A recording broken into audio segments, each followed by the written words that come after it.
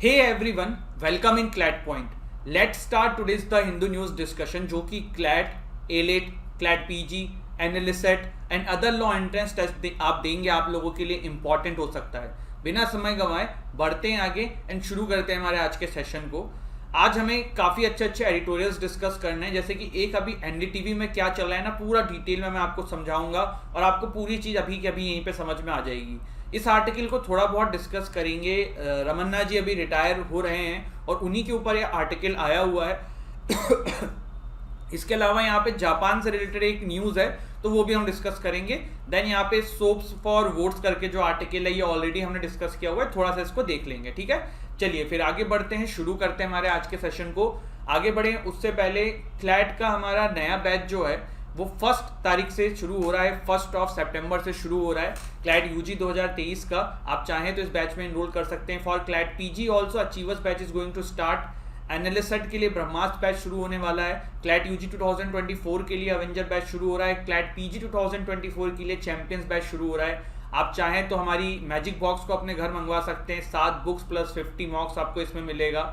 इसके अलावा और भी इन सभी एग्जाम्स के मॉक टेस्ट आप हमसे ले सकते हैं। करना क्या है, डिस्क्रिप्शन से हमारी एप्लीकेशन डाउनलोड करनी है। अगर आप कोर्स लेना चाहें तो डेमो क्लास देख सकते हैं, बाकी कॉन्टैक्ट नंबर भी दिया हुआ है, तो वहाँ पे आपको सारी अपडेट जो है वो मिल जाएगी। चलिए फिर बढ़ते हैं आगे, शुरू करते हैं हमारे आज के सेशन को। सबसे पहले देखिए, एक आर्टिकल आया है, पब्लिक जज विद एन अनसर्टेन लेगेसी। तो ये जो आर्टिकल है ना, बेसिकली ये क्रिटिसिज्म किया गया है रमन्ना जी का कि उन्होंने अपने टेन्योर में क्या क्या चीज़ें नहीं करी। द हिंदू के साथ थोड़ा सा ये इशू है कि बहुत ज़्यादा नेगेटिव चीज़ें डालते हैं रिगार्डिंग द जो भी प्रेजेंट रेजिमा है। और एडिटोरियल होता है, देखो एडिटोरियल में कभी भी आपको नोट्स नहीं बनाने होते। मैं आपको एक चीज़, मैंने कल एक स्टूडेंट को ये चीज़ करते हुए देखा, इसलिए मैं आपको साथ इसको शेयर कर रहा हूँ। एडिटोरियल इज जस्ट अ विचार। अब ये अनूप जी ने आर्टिकल लिखा है तो ये इनके विचार हैं भाई, इनकी जो थॉट प्रोसेस है इन्होंने उसके बेसिस पे इस आर्टिकल को लिखा है। आपको इसमें से कुछ फैक्ट्स फिगर्स जो हैं वो निकालने होते हैं, जो आपके एग्जाम के पर्सपेक्टिव से इंपॉर्टेंट हो सकता है। ठीक है, तो चलिए थोड़ा सा जानते हैं। पहले तो रमन्ना जी का फुल नेम क्या है। तो Nutalapati Venkata Ramana was his name, justice Nutalapati Venkata Ramana. He was our 48th Chief Justice of India, only second from Andhra Pradesh. Andhra Pradesh में इनसे पहले जो है जस्टिस के सुब्बा राव जी थे, वो 1966 से 1967 के बीच में थे। High court of Andhra Pradesh जून 2000 में ये आए थे एंड सुप्रीम कोर्ट में इन्होंने 2014 में एंट्री ली थी।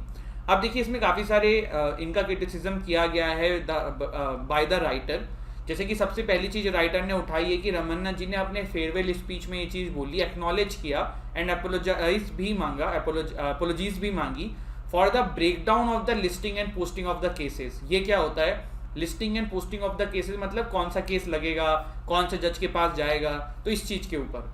और जस्टिस यू ललित जो हैं, he is going to be the next CGI, तो उन्होंने कहा है कि हम इसके ऊपर काम करेंगे और इसको ये एक प्रॉब्लम है जिस पे हमें काम करना है। तो वही राइटर डिसाइड कर रहे हैं कि इन्होंने अपने टेन्योर में नहीं किया और इसको माना भी। इसके बाद फिर इन्होंने देखिए क्या क्रिटिसिज्म किया इनका, कि काफ़ी सारे कॉन्स्टिट्यूशनल क्वेश्चंस थे, जैसे कि इलेक्टोरल बॉन्ड वाला, constitutional validity of citizenship amendment act, dilution of article 370, हिजाब ban in schools, reservation for economically weaker sections, Aadhaar amendment. तो ये सारी जितने भी इंपॉर्टेंट कॉन्स्टिट्यूशनल क्वेश्चंस थे ना, उसको इन्होंने सुनवाई ही नहीं करी, वो केसेस लिस्ट ही नहीं किए। तो ये क्रिटिसिज्म हो रहा है। पेगासस वाले में बोला कि जो चीज़ें आनी चाहिए उस तरीके से चीज़ें आई नहीं। तो ये सारी चीज़ें जो हैं वो इनका क्रिटिसिज्म किया गया है बाय द राइटर। अपने को उससे कोई लेना देना है नहीं। मेन थोड़ी सी जो काम की चीज़ थी ना, वो यहाँ पे थी। आपकी फुल नाम क्या है इनका, कब आए थे सुप्रीम कोर्ट में, कौन से नंबर के थे, कहाँ से आए थे, तो ये बेसिक चीज़ें हमने जानी। अगला आर्टिकल है, Japan continuing struggle with gender parity. अभी बेसिकली ये आर्टिकल क्या है, जेंडर गैप का मतलब क्या होता है। अभी देखो, एक जेंडर गैप इंडेक्स आया था, उसी के बाद ये पूरी कंट्रोवर्सी हुई है, तो मैं उस पर आऊँगा। उससे पहले जेंडर गैप का मतलब क्या होता है। जेंडर गैप का बेसिकली मतलब ये होता है कि मैन एंड वुमेन का वर्किंग कैपेसिटी में कितना डिफरेंस कर रखा है, रिम्यूनरेशन में कितना डिफरेंस कर रखा है, या फिर उस पर्टिकुलर जगह पे जो है मैन एंड वुमेन के अंदर जॉब वाले सेक्शन में या फिर एम्प्लॉयमेंट के सेक्टर में कितना गैप है। तो according to the recent data, world economic forum एक डेटा रिलीज करता है जिसका नाम है ग्लोबल जेंडर गैप इंडेक्स 2022। उसके अकॉर्डिंग सबसे ज़्यादा जेंडर गैप जो है वो डेवलप्ड कंट्रीज के अंदर जापान के अंदर है। Japan ranked around 116 out of 146 countries. India की इसमें रैंक है, मुझे कमेंट सेक्शन में बताना। इवन जापान का लोवेस्ट टोटल बर्थ भी रहा है 2021 के अंदर। Japan recorded the lowest total birth in 2021 which is around 8,10,000। तो ये सारी चीजें हैं। बाकी डेवलप्ड कंट्रीज 10 से 27 के बीच में है, लेकिन आपका जो जापान है it is around 116 out of 146। G7 countries में सबसे पीछे है, और G7 पहले G8 था जो रशिया बाहर हो गया था। ठीक है, इंडिया की रैंक मुझे बताइएगा इसमें। तो ये जेंडर गैप इंडेक्स है। अब जापान में ऐसा क्यों हो रहा है, इसको जानने के लिए इस एडिटोरियल को मैंने पढ़ा। अब मैं आपको उसको बस समराइज करके बता रहा हूँ, आपको भी पढ़ना चाहो तो पढ़ लेना, वरना मैं बता रहा हूँ वही चीज है। जापान के अंदर ना थोड़ा सा पुरुष प्रधान टाइप का एक माइंडसेट है, सेक्सिज्म बहुत है। जैसे कि ना अभी आपको एक एग्जांपल देता हूँ, वहाँ के टोक्यो ओलंपिक कमेटी के जो हेड थे, उन्होंने एक स्टेटमेंट दी कि बोर्ड मीटिंग के अंदर ना महिलाओं को नहीं आना चाहिए, क्योंकि महिलाएं चैचे पैंपे करती हैं, ऐसा वो कह रहे थे। तो उसके बाद इनको काफी ग्लोबल बैकलैश हुआ था कि यार किस तरीके की बातें कर रहे हो आप इस पोजीशन के अंदर। इस तरीके की वहाँ पे छोटी छोटी जगहों पे बहुत ज्यादा सेक्सिज्म वाली चीज देखने को मिलती है। हमारे यहाँ पे जो पुरुष प्रधान वाला जो बोलते हैं ना, वही वाला सीन जापान में देखने को मिल रहा है। तो ये एक बहुत बड़ा कारण है। अब इसके वजह से प्रॉब्लम क्या होती है, इसकी वजह से लॉन्ग टर्म में ना काफी प्रॉब्लम्स हो जाती है। तो देखिए लॉन्ग टर्म में इसका काफी इम्पैक्ट पड़ सकता है। जापान के साथ साथ देखिए और भी कंट्रीज इससे सीख सकती हैं। जब वुमेन एंड मैन का रेशियो जॉब प्रोफाइल्स में या सर्विस सेक्टर में कम होता जाएगा, तो फिर धीरे धीरे करके जो है डिस्क्रिमिनेशन बढ़ेगा। फिर फ्यूचर में ये भी हो सकता है कि मेल टू फीमेल रेशियो भी गिर जाए। तो ये सारी समस्या है। देखो जो जेंडर गैप इंडेक्स बनता है ना, ये 4 मापदंडों पे बनता है: health, education, economy and politics. तो ये चारों मापदंड भी ध्यान रखिएगा, इससे रिलेटेड है। ठीक है, और इसमें एक दो चीज और कर लीजिएगा। जेंडर गैप इंडेक्स 2022 डाल के जो फर्स्ट रैंक आई है, लास्ट रैंक आई है, इंडिया की क्या रैंक है, पाकिस्तान की क्या रैंक है, कुछ कुछ ऐसी ऐसी चीजें जो हैं वो आप नोट कर लेना। अदरवाइज जो हमारी राइज मैगजीन आती है वहां पे तो आपको मिल ही जाएगा। इसके बाद देखिए अगला आर्टिकल आया हुआ है सो फॉर वोट्स। तो ये हमने डिटेल में डिस्कस किया हुआ है कि एस सुब्रमण्यम बालाजी वर्सेस तमिलनाडु जो ये जजमेंट आया था 2013 में, उसको रिवाइव करने के लिए काइंड ऑफ, या फिर उसको चेंज होने के लिए, या चेंज नहीं भी हो क्या पता, 3 जज की बेंच बैठाई गई है, जिसमें ये कहा गया है कि जो ये इलेक्टोरल प्रोमिसेस होते हैं, क्या ये करप्ट प्रैक्टिसेस में आएंगे अगर ये बाद में फुलफिल नहीं किए जा रहे हैं रिप्रेजेंटेशन ऑफ पीपल एक्ट के थ्रू। तो वो वाली चीज है, हमने डिटेल में देखा हुआ है। अब हम पूरा मसला जानेंगे NDTV the hostile takeover. ये पूरा मसला क्या है एनडीटीवी की जो अभी ये चल रहा है, चलिए शुरू करते हैं। उससे पहले थोड़ा सा अडानी ग्रुप के बारे में जान लो। अडानी ग्रुप जो है वो 20 जुलाई 1988 को फॉर्म हुआ था। गौतम अडानी जो है इसके फाउंडर थे। हेडक्वार्टर अहमदाबाद गुजरात में है। ये सिर्फ हम लोग अडानी ग्रुप का पहले नाम सिर्फ ना इलेक्ट्रिक सेक्टर में सुनते थे, बट सिर्फ ऐसा नहीं है। Port management, electric power, mining, renewable energy, airport operations सब में, जैसे कि लखनऊ का जो एयरपोर्ट है वो अडानी ग्रुप जी के द्वारा देखा जा रहा है। इस तरीके के काफी सारे एयरपोर्ट हैं इंडिया में जो अडानी ग्रुप देख रहा है। ओनर गौतम अडानी मैंने बताया। इनकी सब्सिडरीज हैं जैसे कि Adani enterprises, Adani ports, Adani green energy, Adani power, Adani transmission, Ambuja cements, ACC, और भी बहुत सारी सब्सिडरीज हैं इनकी। इसी तरीके से इनकी एक मीडिया की सब्सिडरी है जिसका नाम है एएमजी मीडिया लिमिटेड। ठीक है, अभी क्या हुआ, ये कहा जा रहा है कि एएमजी मीडिया लिमिटेड के पास 29.18% शेयर ऑफ एनडीटीवी हैं, जो कि उन्होंने इनडायरेक्टली बाय कर लिए हैं। ये क्या हुआ है, कैसे हुआ है, समझने के लिए पहले आते हैं एनडीटीवी का शेयर होल्डिंग स्ट्रक्चर समझते हैं। एनडीटीवी का जो शेयर होल्डिंग स्ट्रक्चर है कुछ इस प्रकार से है। 61.45% जो है उनके टोटल में से प्रमोटर्स के द्वारा होल्ड किया जाता है। प्रमोटर्स हैं इनके राधिका रॉय एंड प्रणव रॉय। राधिका रॉय एंड प्रणव रॉय के द्वारा इंडिविजुअल भी होल्ड किया जाता है, प्लस इनके द्वारा एक कंपनी बनाई गई थी जिसका नाम था RRPR, फुल फॉर्म आप समझ सकते हो, राधिका रॉय प्रणव रॉय कंपनी। इसके अंदर 29% इनका है, मतलब 29 प्लस जो भी इंडिविजुअल राधिका रॉय के पास होगा प्लस जो भी इंडिविजुअल प्रणव रॉय के पास होगा, वो मिला के 61.45% है।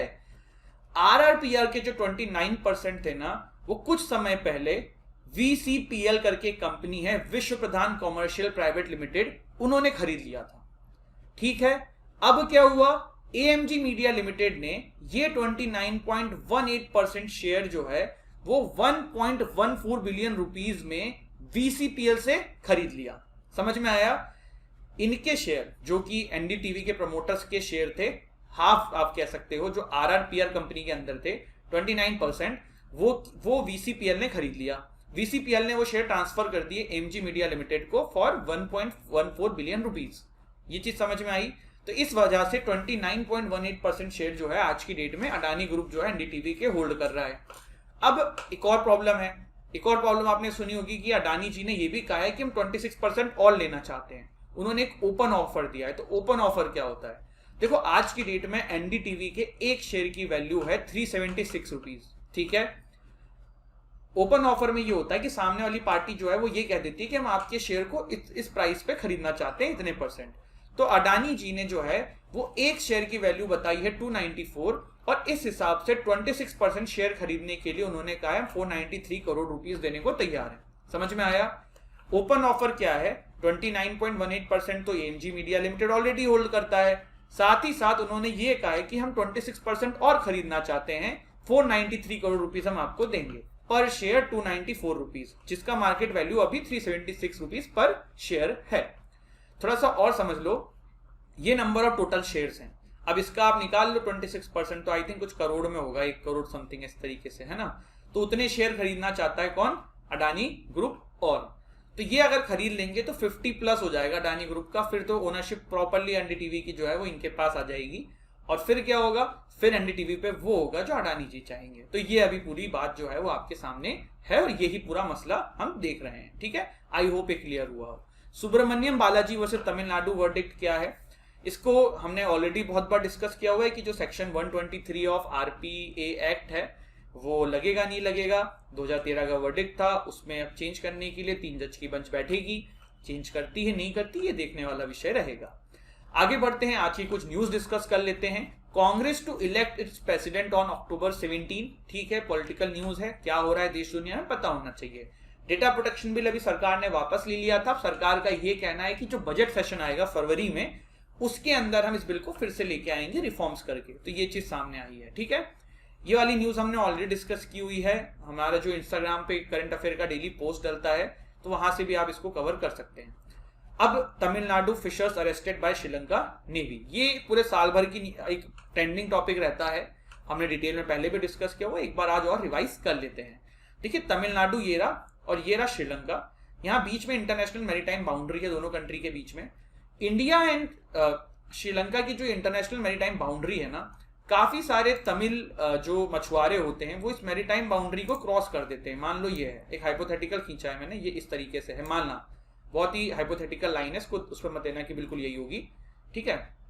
तो ये मान लेते हैं कि यार इस लाइन को क्यों क्रॉस करते हैं हमारे मछुआरे।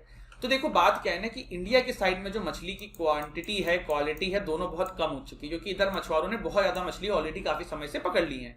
इस साइड में क्वालिटी क्वांटिटी दोनों बहुत अच्छी है, तो इसीलिए रिस्क लेके मछुआरे जो है वो इसको क्रॉस कर देते हैं। अब प्रॉब्लम क्या होती है भाई, श्रीलंका के नेवी को दिक्कत है कि हमारे मछुआरे क्या करेंगे अगर आपके मछुआरे यहाँ पे आके मछली पकड़ेंगे। एक तो प्रॉब्लम ये कि भारत के मछुआरे जो है ना वो ट्रैवलर्स का यूज करते हैं मछली पकड़ने के लिए। अब इसमें क्या होता है ना, छोटे छोटे मछली के बच्चे, अंडे और जो खाद्य पदार्थ मछलियों के होते होंगे सब आ जाते हैं, काफी सारी चीजें वेस्ट हो जाती हैं। और श्रीलंका के मछुआरे जो है वो डीप फिशिंग टेक्निक्स का यूज करते हैं। इसमें क्या होता है, मछलियां वेस्ट नहीं होती हैं, अंडे नहीं आते हैं, इस तरीके की चीजें हैं। ये भी है कि ये वाले जो मछली पकड़ने का तरीका है ना थोड़ा महंगा है, तो इंडिया के मछुआरे संपन्न है तो वो करते हैं। श्रीलंका में मछली इसी तरीके से मेनली पकड़ी जाती है। श्रीलंका का ये कहना है कि भैया आपके यहाँ के बंदे अगर हमारे यहाँ पे आके इस तरीके से मछली पकड़ेंगे तो हमारे यहाँ के बंदे क्या करेंगे। भारत सरकार हमारे देश के मछुआरों को बहुत समय से कोशिश कर रही है कि ट्रैवलर्स का यूज ना किया जाए, क्योंकि इससे मछलियों की संख्या कम हो रही है। डीप फिशिंग टेक्निक का यूज करने को प्रमोट किया जाता है, वो समय समय पे कहा जाता है। यहाँ पे देखिए कंट्रोवर्सी है कच्छातीवू आइलैंड को लेके भी। श्रीलंका और इंडिया के बीच में ये फिशरमैन इशू आज का नहीं है, ये 1921 से चला आ रहा है, जब दोनों देशों में ब्रिटिशर्स राज करते थे। उस समय क्या होता था, जो कच्छातीवू आइलैंड है ना वो इंडिया का पार्ट होता था। हुआ ये कि कच्छातीवू आइलैंड जब इंडिया का पार्ट था तो इंडिया के मछुआरे यहाँ जाते थे, इसके आसपास मछली पकड़ते थे, इवन रुकते भी थे। आज जो तमिल मछुआरे हैं वो यही कहते हैं कि यार 1970s तक तो ये कच्छातीवू आइलैंड हमारे पास था। 1975 या 6 या 7 ऐसे ही कुछ एग्रीमेंट हुआ था इंदिरा गांधी जी की सरकार के द्वारा विद श्रीलंका, जिसमें एक लाइन खींची थी। फिर ये हुआ था कि भाई ये बॉर्डर डिस्प्यूट है, यहाँ तक दोनों का रहेगा, और उसमें कच्छातीवू आइलैंड जो है वो श्रीलंका को दे दिया गया था। तो वही हमारे जो मछुआरे वो डिमांड करते हैं कि भैया कच्छातीवू आइलैंड तो हमारा है। अभी देखो एक ये चीज चल रही है कि इंडिया जो है वो मांग सकता है कच्चा तीवू आइलैंड श्रीलंका से, क्योंकि हम उनकी काफी मदद कर रहे हैं और श्रीलंका को तो कोई खास काम भी नहीं आ रहा है। लेकिन फिर उस पर यह भी क्रिटिसिज्म हो रहा है कि भाई भारत अगर ये करेगा तो फिर इंडिया और चाइना में क्या अंतर है, हम भी पैसा देने के बहाने में सामने वाली कंट्री का लैंड ले रहे हैं, चाइना ने भी तो यही किया हबन टोटा पोर्ट में। तो ये चीजें हैं और ये पूरा मसला है, समय समय में ये न्यूज में रहता है, इसलिए आपको इसके बारे में पता होना चाहिए, ठीक है। US warship sail through Taiwan strait, तो तैवान के पास से 2 यूएस की नेवी वॉरशिप निकली है। समझ सकते हो क्यों किया गया है, चाइना को दिखाया जा रहा है कि भैया अगर तुम कुछ करोगे तो हम तैवान के साथ खड़े हैं, तो ये वाली चीज है। इसके बाद Pak is letting US drones to use its air space, ऐसा तालिबान ने कहा है।